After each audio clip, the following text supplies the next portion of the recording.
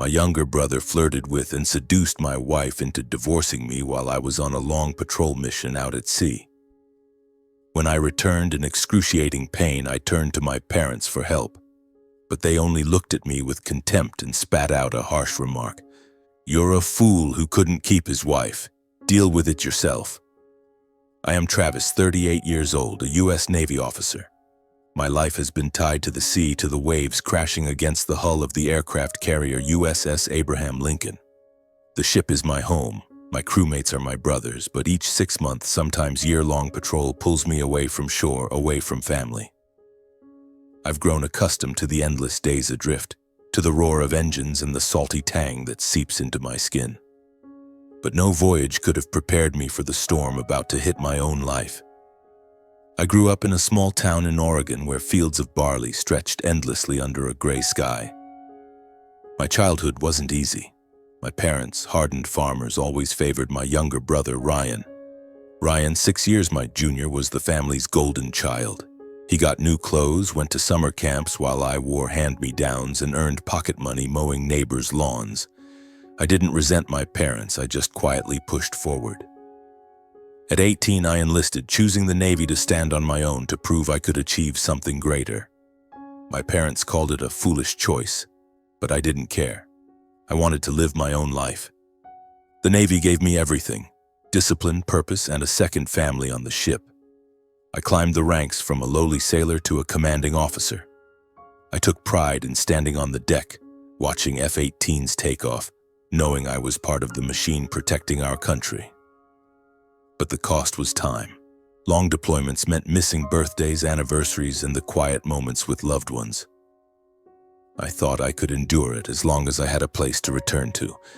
That place was Lily, my wife. We met 6 years ago at a small coffee shop in San Diego. She, a 32-year-old accountant, had a warm smile and eyes that sparkled like the sea at dawn. I was captivated from the first glance. Lily was different from any woman I'd met. She was intelligent, independent, and seemed to understand the life of a sailor like me. We fell in love quickly and married after a year of dating. Our wedding was simple, with just a few friends and crewmates, but to me it was the happiest day of my life. I thought I'd found a peaceful harbor amidst the roughest storms. Lily and I lived in a small house in San Diego near the naval base. That house was my dream, bought with a military loan in my name, but I always told Lily it was our home. We weren't rich, but we had enough to live comfortably. I sent most of my paycheck to our joint account, and Lily managed our expenses. She was good with numbers, always saying she'd help us save for the future. I trusted her completely. But married life wasn't always smooth. My deployments left Lily lonely. I knew that. Once she said, her voice tinged with sadness, "You love the sea more than me, don't you?" I laughed, hugged her, and promised to make it up when I returned. I tried. Whenever I was home, I took her out to eat, fixed up the kitchen, or just sat with her to watch movies. But shore time was always fleeting. I'd board the ship again, leaving Lily with promises that everything would be okay. The last time, before a 10-month patrol in the Pacific, I noticed something different. Lily was more distant. She started developing new habits, unlike before. It wasn't necessarily bad, but it left me uneasy. The day I boarded the ship, Lily saw me off at the port. She hugged me, but that hug felt cold, lacking the familiar warmth. "Take care, Travis," she said, then turned away quickly. I watched her walk to the car, feeling like a piece of my heart was left behind on the shore. On the ship, I threw myself into work, trying not to dwell on it. But every night, lying in my cramped bunk, the sound of waves against the hull reminded me that something was cracking. I thought I could fix everything when I returned. I thought my love for Lily was strong enough to overcome distance, time, and doubts. But I didn't know that, in the place I called home, another storm was brewing, a storm that would destroy everything I'd ever cherished. The night sea was calm, but inside me a storm was raging. I sat in the command center of the USS Abraham Lincoln, the green glow from the computer screens illuminating my weary face. 7 months had passed since I left San Diego, since I left Lily. Her emails had dwindled from a few lines about life at home to short, lifeless sentences. I tried to convince myself she was just busy, that everything was fine.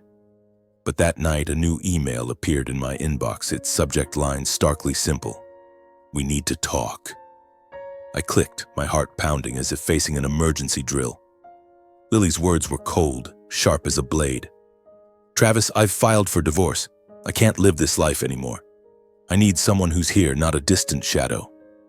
I've withdrawn $20,000 from our joint account to start over. I'm living with someone else. Don't contact me." I read it over and over, each word stabbing my chest like a needle. 4 years of marriage, our promises, the nights I held her and dreamed of our future, all shattered in a few callous lines. I was stunned, but I didn't cry. Perhaps the sea had taught me to suppress my emotions. I sat there staring at the screen, feeling as though the deck beneath my feet was collapsing. Someone else? Who? And why? Questions swirled in my mind, but I had no answers. All I knew was that Lily, the woman I loved more than anything, had chosen to leave me, taking with her a piece of the life I'd built. I typed 2 words. Understood. No emotion, no argument.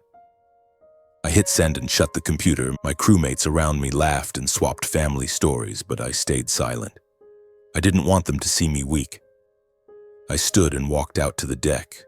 The sea wind blew fiercely, icy, but it couldn't dispel the emptiness in my heart. I looked down at the inky water, wondering what I'd done wrong. Was it because I was gone too long? Or because I wasn't good enough to keep her? But then a spark of anger flared. She didn't just leave, she took money, chose someone else without a single direct explanation. I gripped the railing tightly, took a deep breath, and told myself to be strong. I had 3 months left at sea. I wouldn't let this destroy me. Looking back, I realized I'd seen the signs long ago but refused to believe them. Before the patrol, Lily had changed. She was no longer the gentle wife who sat beside me talking about small plans for our home. She became distant, like a stranger living under the same roof. I remembered the evenings she came home late, the scent of new perfume on her clothes and the forced smile when I asked where she'd been. "Just out with friends," she'd say, but her evasive eyes made me uneasy. She started paying more attention to her appearance. Dyed blonde hair, red painted nails, new clothes, things I'd never seen her wear when she was with me. I complimented her, told her she looked beautiful, but she only gave a faint smile as if my words no longer mattered. Once I saw her hurriedly lock her phone when I entered the room. "Why do you have a password now?" I asked, trying to keep my tone calm. "Just for privacy," she replied, but I knew something was off. I wasn't the jealous type, but it felt like an invisible wall had gone up between us. In the final days before I boarded the ship, I tried to reconnect with Lily. I fixed the kitchen shelves, took her to her favorite restaurant, but she responded with curt replies. On the last night, I held her, hoping to recapture some of the familiar warmth, but she lay still, as if she just wanted me to let go. The next morning, when she saw me off at the port, her hug was cold, her eyes no longer mine. I boarded the ship with a heavy heart, wondering if I was losing her. Now, with Lily's email lying coldly in my inbox, I realized I'd been right. I'd lost Lily, lost the home I once called my haven. But I still had myself, and I swore I wouldn't let them, anyone, drag me down. After 10 months at sea, I returned to San Diego. The USS Abraham Lincoln docked on a foggy morning, the ship's horn sounding like a farewell. My crewmates embraced their families, laughing and chatting, but I quietly slung my backpack over my shoulder and stepped off the gangway. Lily's email still haunted me, each word like an unhealed wound. I didn't know what I expected upon returning, maybe an explanation, or just a fragment of the life I once had. But standing before our house in San Diego, I knew it was all over. The house, once my haven, was now empty and cold. The front door was ajar, dust coating the porch. I pushed it open, the hinges creaking like a reproach. The furniture was nearly gone. The sofa, the dining table, the painting we'd hung on the wall, all vanished. Only a few items remained: a broken mug, some old books, and a crumpled blanket on the floor. The musty smell hit me as if the place had been abandoned long ago. I stood in the living room feeling like a stranger in someone else's home. Lily had moved out, taking every trace of our 4 years of marriage. I checked the bedroom. The closet was bare except for a few of my shirts hanging forlornly. My heart sank, but I didn't cry. The sea had taught me to keep my pain inside. I left the house and drove to Oregon where my parents lived. I wanted to find some familiar comfort in my hometown. But throughout the drive, my mind swirled with 1,000 questions. Who was Lily living with? Why did she do this, and why didn't anyone tell me? The road to my hometown was long and weary, the golden barley fields under the midday sun reminding me of my childhood, a childhood full of unfairness. Ryan, my younger brother, was always my parents' focus. He was spoiled, given everything, while I had to fend for myself from a young age. I'd tried to bury those memories, but now they returned, sharp and painful. When I arrived at my parents' house, the sun was setting. The old wooden house looked the same, with its weathered porch and wilted flower pots. Before I could knock, I noticed a car parked in the yard. From inside, laughter echoed, familiar and heartbreaking. I froze when I saw Lily step out hand in hand with a man. I squinted, trying to make sense of it, and then my heart seemed to stop. It was Ryan, my brother. At 32, with a triumphant smile, he had his arm around Lily's waist as if she'd belonged to him all along. They were affectionate, laughing, then got into the car and drove off right before my eyes. I stood there, unable to believe what I'd just seen. Lily, my wife, and Ryan, my own flesh and blood, had betrayed me in the cruelest way. I pushed open the door and stormed into the house, my anger surging like a tidal wave. My parents were in the living room, Dad reading a newspaper, Mom knitting. They looked up, momentarily surprised to see me, but there was no warmth in their eyes. "Travis, why didn't you tell us you were coming?" Mom asked, her tone indifferent. I didn't mince words. "Lily and Ryan, you knew about this, didn't you? Why didn't anyone tell me?" My voice trembled, not from sadness, but from rage. Dad folded his paper and sighed. "It's done, Travis. Who can you blame? Lily needed someone by her side, not a man who's always at sea." His words hit me like a slap. I looked at Mom, hoping for an explanation, but she only nodded in agreement. "Ryan's good to Lily. He cares for her, unlike you, always gone. You were foolish, couldn't keep your wife, and now you've lost her. You deserve it." I was stunned. My parents, the family I trusted, were siding with Ryan, defending him as if I were the one at fault. "Ryan's my brother," I said through gritted teeth. "He stole my wife, and you call that right?" Dad smirked, his voice dripping with contempt. "You're a Navy officer who's good for nothing. A failure in your own family. Don't blame Ryan." I stood there, feeling another knife twist in my chest. From childhood, my parents had favored Ryan. They bought him a car when he didn't even have a steady job, while I took out loans for college. I sent money home every month, but they used most of it to support Ryan.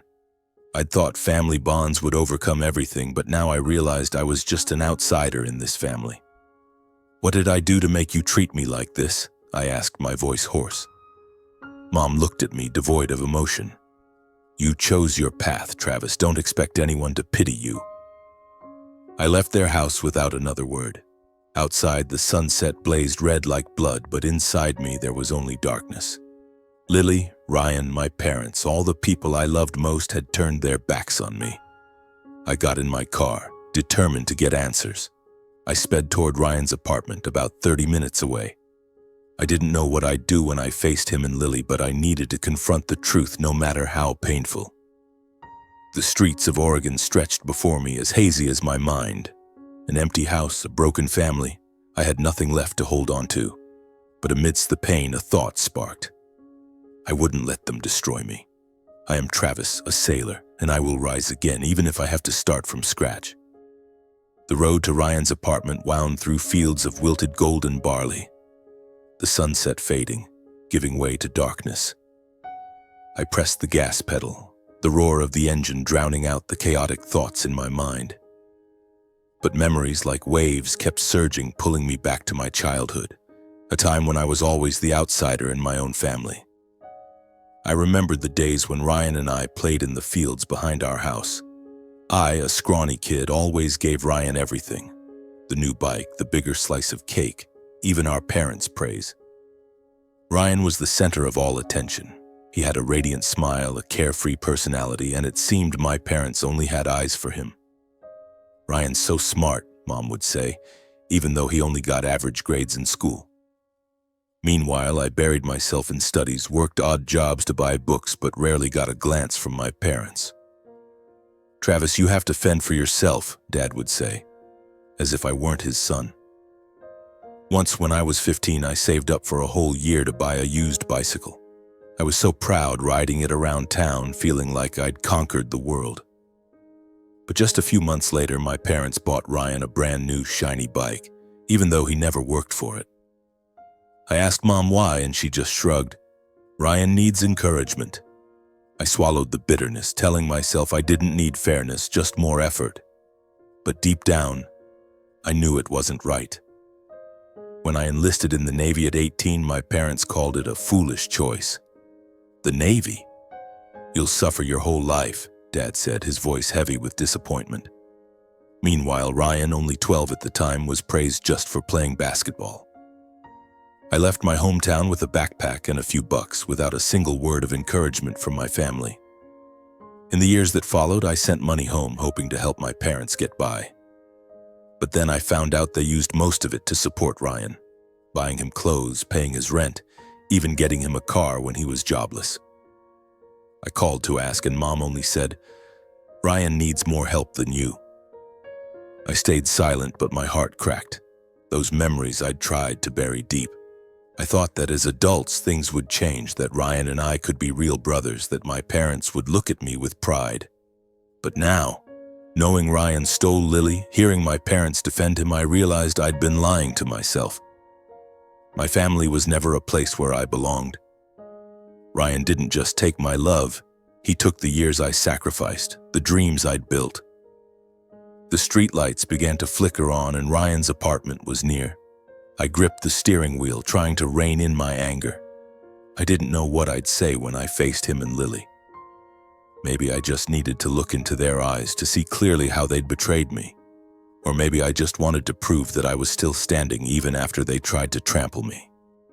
Ryan's apartment sat at the end of a narrow street, a low-rise building with peeling white paint. I parked the car, turned off the engine, but didn't rush to get out.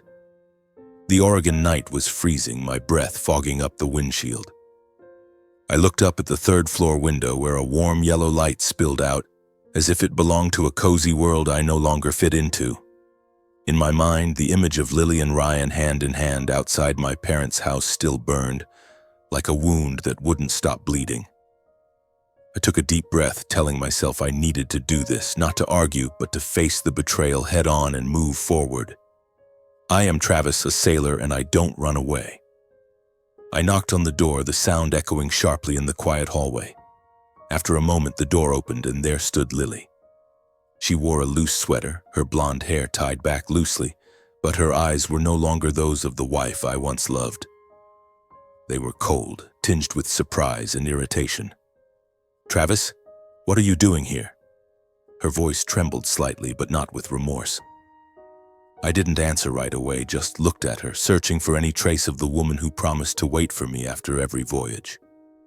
But she was gone, replaced by a stranger. Ryan appeared behind her, holding a beer bottle, a smirk on his face as if I were a joke. "Big brother, long time no see," he said, his tone dripping with provocation. I clenched my fists, suppressing the anger rising within me. "We need to talk," I said, my voice low but firm. Lily crossed her arms, looking at me as if I were an intruder. "Talk about what? It's all clear, Travis." I stepped inside without waiting for an invitation. The apartment was small, cluttered, reeking of beer and cheap perfume. This was the place Lily chose to leave me, to leave us. "You couldn't keep me, could you?" Lily spoke first, her voice sharp as a blade. "You were always on that ship, leaving me alone. Ryan was here, he understands me, cares for me. What do you even know about me anymore?" Her words hit me like a slap. I wanted to yell that I'd sacrificed everything, sleepless nights at sea, sending money home so she could live comfortably, dreams I put on hold for her. But I just stood there, staring at her, feeling my heart crack further. "And that's your excuse for sleeping with my brother?" I asked, my voice hoarse. Lily smirked without a hint of regret. "You're useless, Travis. You don't deserve me." Ryan laughed loudly, stepping beside Lily and wrapping an arm around her waist. "Give it up, bro. You lost. Lily's happy with me. Go back to your ship and leave us alone." I looked at him, the brother I'd always let have his way, the one I'd protected. Ryan with a face so like mine, but eyes full of resentment. I remembered how he always tried to outdo me, from small things like who could run faster to bragging to our parents about his trivial achievements. Now he'd won, not through talent or effort, but by stealing the woman I loved. "Ryan," I said slowly, "you think this makes you better than me? You're just a leech living off mom and dad, off the money I sent home. And now you've taken my wife. You proud of that?" Ryan froze, his smile vanishing. But Lily cut in, her voice shrill. "Don't insult him. Ryan's a real man, not like you, always clinging to that ship." I looked at her, the wife I once thought I'd grow old with. "Lily," I said, "you told me you loved me. You promised you'd wait. Now you're standing here next to my brother, calling me a failure. Have you ever thought you might be wrong?" She went silent, but her eyes said it all. She felt no remorse. "I don't love you anymore, Travis," she said coldly. "I'm happy with Ryan. Leave." I stood there, feeling my heart being crushed. I'd braced myself, but the truth hurt more than I'd imagined. Ryan smirked, raising his beer bottle as if toasting his victory. "You heard her, bro. Get out." I said nothing more. I turned and walked out, the door slamming shut behind me like a final full stop. Outside, the wind cut like ice, but I felt nothing but emptiness. I'd faced them, looked straight at their betrayal, but it didn't ease my pain. Instead, it was like a final knife, severing the last thread tying me to Lily, to Ryan, to what I once called family. I got in the car and drove off into the darkness. The streets of Oregon were hazy, like the future ahead of me.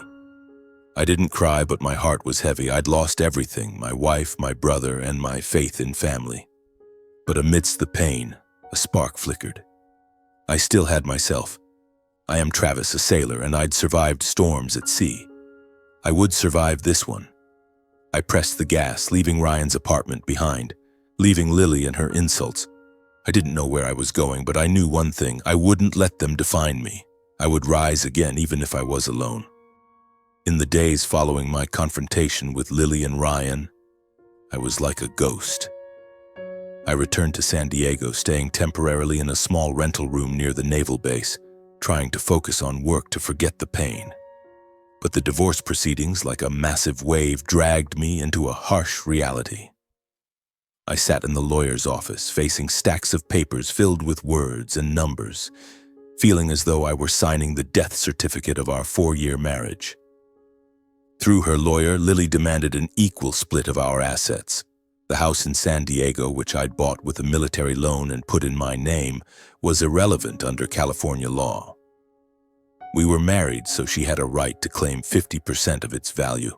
I'd poured sweat, effort, and sleepless nights at sea into paying off that house, but now it was reduced to a number on a negotiation table.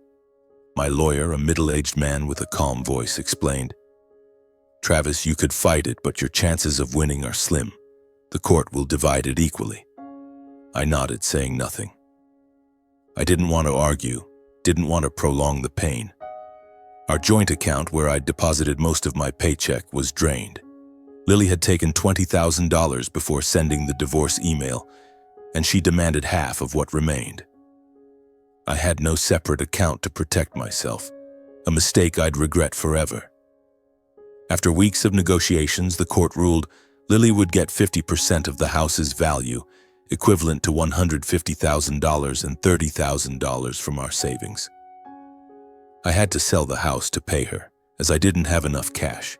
The house, where I dreamed of building a family, was now just a debt. On the day we signed the divorce papers, I saw Lily at the courthouse. She wore a red dress meticulously made up, standing confidently beside her lawyer. She didn't look at me, didn't say a word. I signed my name, my hand trembling slightly, but I kept my face expressionless. When it was over, she walked away without a glance back. I heard later that she and Ryan had moved to Miami, living lavishly off the divorce settlement. I didn't care. I just wanted to sever all ties with her, with the past. I left the courthouse and stepped onto the streets of San Diego. The sun blazed, but inside me was a void. I'd lost my house, a huge chunk of my assets and my faith in love.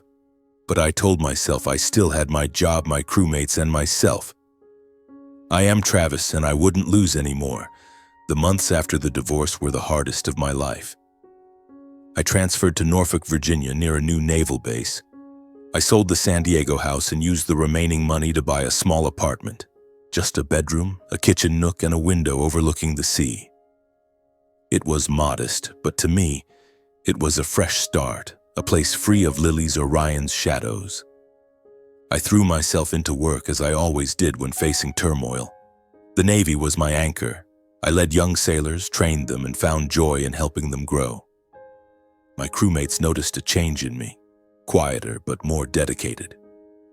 One evening, my commanding officer called me into his office and informed me I'd been promoted.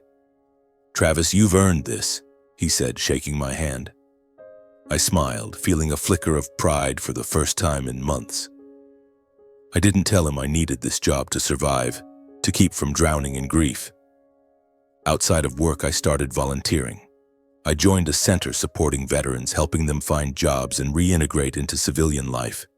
There I met people who'd lost everything, homes, families, even hope, but still got back up. They made me realize I wasn't alone. An older veteran, Joe, once told me, "Travis, life's like the sea. Sometimes the waves knock you down, but as long as you're breathing, you've got a chance to keep swimming." His words were like a small flame, warming me through the darkest days. I also found joy in simple things. I jogged along the beach every morning, feeling the salty air on my skin. I learned to cook, though just basic dishes like fried eggs or spaghetti. I made friends with a few neighbors, an elderly couple who loved telling stories and a young sailor who often asked me about the Navy. My life no longer held traces of Lily, Ryan, or my parents, but it was lighter, like the sea after a storm. One major decision I made was to stop all financial support from my parents.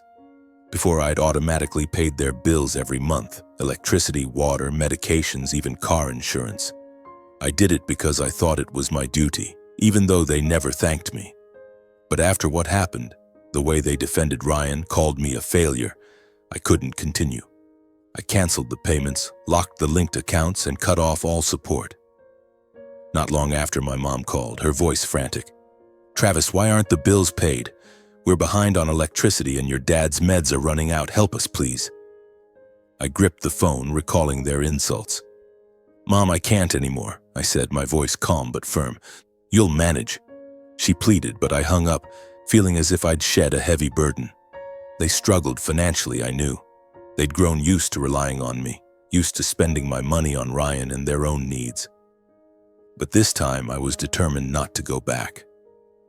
I wasn't angry, just unwilling to keep sacrificing for people who didn't value me. I cut contact, leaving the past behind.